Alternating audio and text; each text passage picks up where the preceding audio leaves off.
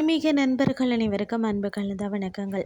இன்றைக்கு நாங்கள் ஆன்மீகம் சம்மந்தமான பதிவில் பார்த்தீங்கன்னா, நினைத்தது நடக்கணும்னு சொன்னால் அரசியலை பரிகாரம் அப்படி செய்கிறது அப்படின்னு சொல்லி நம்ம பார்க்கலாமா? வாங்க பார்க்கலாம்.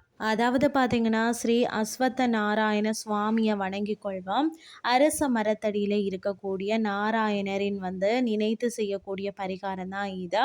இந்த மந்திரம் சிவபெருமானிடம் இருந்து ராமருக்கு வழங்கப்பட்ட மந்திரமாகவும், அதாவது ஆரண்ய காண்டத்தில் தனது சந்தோஷமான வாழ்க்கையை திரும்பி பெறுவதற்காக சிவபெருமான் ராமருக்கு கொடுத்த மந்திரமாக இருக்கிறதாம் இது. நம்மளுடைய வாழ்க்கையிலும் சந்தோஷத்தை கொடுக்கக்கூடிய மந்திரம்னு கூட சொல்லலாம் இது. சக்தி வாய்ந்த அந்த மந்திரம் என்ன, அந்த மந்திரத்தை எப்படி உச்சரிக்கிறது அப்படின்னு சொல்லி இன்றைக்கு ஆன்மீகம் சார்ந்த பதிவில் பார்க்கலாம் வாங்க. இந்த பரிகாரம் செய்கிறதுக்கு முதல்ல அரச மரத்தினுடைய இலை உங்களுக்கு தேவை. ஒரு அரச இலையை கொண்டு நன்றாக நீங்கள் சுத்தப்படுத்திட்டு ஒரு தாம்பூல தட்டில் வைத்து அதன் மேலே பார்த்தீங்கன்னா மஞ்சள் சுவஸ்திக சின்னம் வரைந்து கொள்ளுங்க. அதற்கு பிறகு பார்த்தீங்கன்னு சொன்னால் மேலே கொஞ்சம் மஞ்சள் கொஞ்சம் குங்குமம் வைத்துட்டு குறைந்த அளவு இந்த 2 பொருட்களையும் வச்சதுக்கு பிறகு பார்த்தீங்கன்னா இந்த நான் சொல்லக்கூடிய இந்த மந்திரத்தை சொல்லிட்டு என்ன வருது நீங்கள் கேட்டாலுமே கடவுள் உங்களுக்கு அதை தட்டாமல் கொடுப்பார். இப்போ வாங்க என்ன மந்திரம்னு சொல்லி பார்க்கலாம்.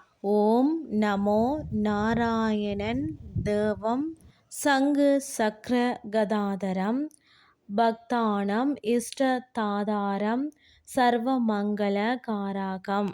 இது அரச மரத்து இலையை கையில் நீங்கள் வச்சு கொண்டு தான் சொல்ல வேண்டிய மந்திரம் இது. வாரந்தோறும் வரக்கூடிய வெள்ளிக்கிழமை அல்லது சனிக்கிழமைகளில் இந்த பரிகாரத்தை வீட்டில் இருந்தபடியே செய்யுங்க.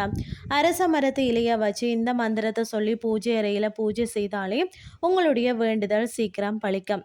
நீங்கள் ராஜ வாழ்க்கையை வாழலாம் என்பது நம்பிக்கை. சிவபெருமானால் ராமருக்கு கொடுக்கப்பட்ட இந்த மந்திரத்தை உங்களோடு பகிர்ந்து கொண்டதில் எனக்கும் சந்தோஷம். ஸோ இன்றைய ஆன்மீகம் சார்ந்த பதிவு உங்களுக்கு பிரயோசனமாக அமைஞ்சிருக்கும்னு சொல்லி நானும் நம்புகிறேன். இதே மாதிரி இன்னும் ஒரு மற்றும் ஒரு ஆன்மீகம் சார்ந்த பதிவோடு உங்களை சந்திக்கிறேன். நன்றி.